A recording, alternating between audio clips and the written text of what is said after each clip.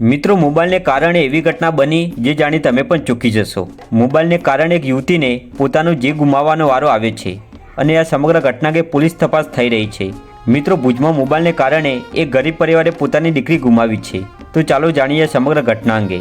મિત્રો, ગઈકાલે ભુજના શ્રમિક વિસ્તારમાં રહેતો એક પરિવાર શહેરના ત્રિમંદિરની સામેના નરનારાયણ નગરથી સુખપુર તરફ જતા માર્ગે એક દંતેશ્વર મહાદેવનું મંદિર આવેલું છે।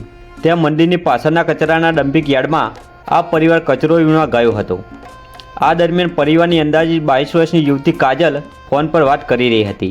તે સમયે વાત કરતાં કાજલ અચાનક નજીકના હવાવાળું કૂવામાં પડી ગઈ હતી।